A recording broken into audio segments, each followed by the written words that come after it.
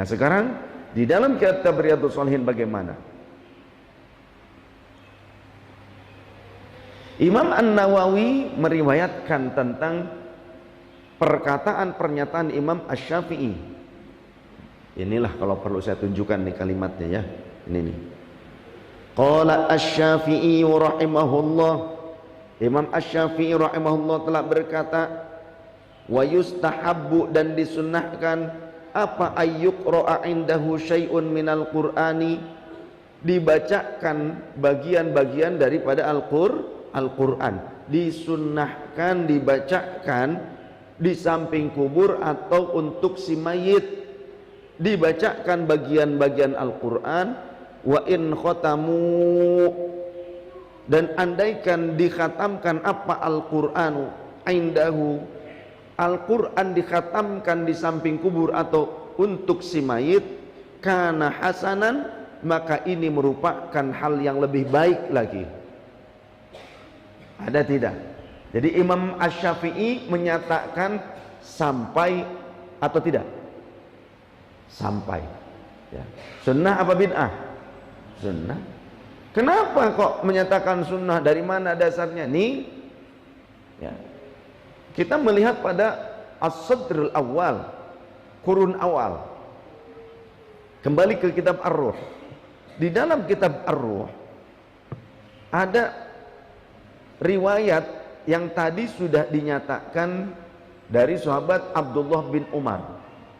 Sahabat Abdullah bin Umar itu adalah muridnya Rasul sallallahu alaihi wasallam. Kemudian ada lagi dalam riwayat yang lain,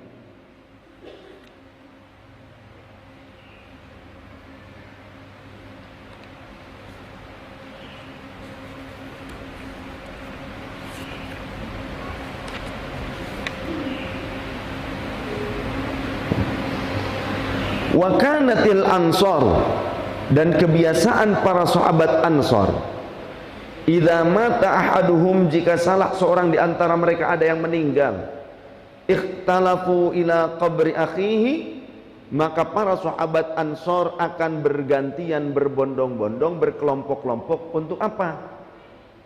Yaqra'una indahul qur'ana, mereka bersama-sama bergantian, berkelompok-kelompok untuk membacakan Al-Quran di samping kubur sahabat Ansor yang sudah wafat, artinya dihadiahkan kepada ahli kubur. Nah kalau para sahabat bukan cuma satu, bahkan banyak melakukan hal itu, mereka berguru kepada siapa?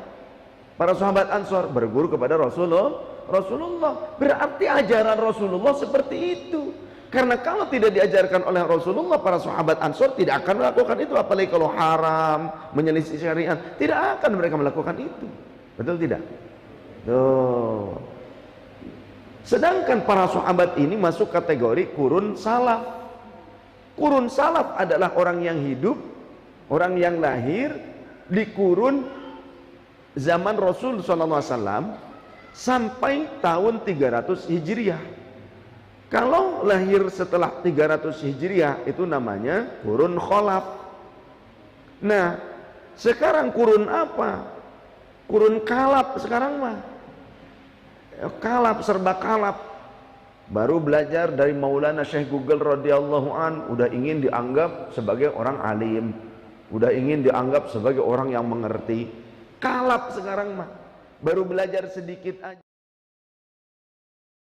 nggak kenal pesantren, nggak mondok enggak atau apa, baru belajar sedikit aja, sekarang sudah sok tahu, merasa lebih pintar dibandingkan ulama, merasa lebih benar, merasa lebih faqih dibandingkan ulama, bahkan mengkerdilkan ulama. Nah kurun kalap sekarang mah kalap.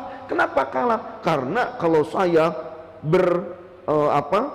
berperan seperti orang alim, itu nanti saya akan dipanggil untuk mengisi kajian-kajian, kan lumayan dapat angpau, dapat cuan.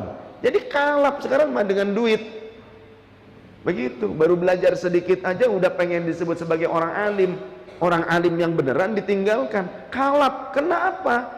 Ujung-ujungnya duit, UUD. Banyak orang kalap sekarang, ya.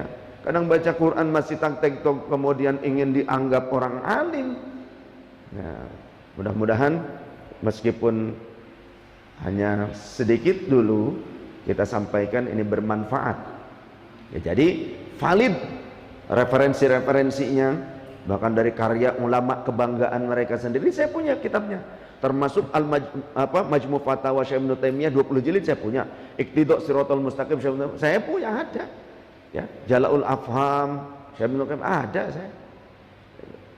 Jadi kalau mau ayo Tibbun Nabawi yang ada keterangan tentang mengalungkan tulisan ayat Quran dan doa sebagai obat ya, wasilah pengobatan di zaman Imam Ahmad bin Ambal, Imam Al-Marwazi ada, kita pakai di pesantren-pesantren kita, hatam kita ngaji Tibbun Nabawi. Dan saya punya bukan cuma satu cetakan, dari beberapa cetakan, karena kebiasaan guru-guru kami seperti itu, jangan hanya dari satu maktabah saja. Jadi Tibbun Nabawi kami itu bukan modul bekam, bukan diktat pelatihan menjadi bekamers atau tukang jualan herbal, bukan itu Tibbun Nabawi kami. Kitabnya masih otentik bahasa Arab. Demikian kajian kita pada pagi hari ini. Jadi ngaji pakai kitab, ayo kepada kitab-kitab para ulama itu kita kaji supaya tidak dibohongi terus. Kenapa saya selalu menyampaikan ini? Kok Habib kalau kajiannya begitu, tendensi itu terus, ini terus juga saya sampaikan, kalian pada gak sadar masih banyak yang tetap mau dibodohin atau bahkan ikut serta mengelabui umat. Apalagi kalau tidak saya sampaikan, siapa yang akan menjaga akidah ini di sini? Gitu kan? Saya sudah sampaikan kitab-kitabnya, riwayatnya, itu saja banyak yang masih terbawa, bahkan ikut-ikutan berkomplot untuk menipu umat.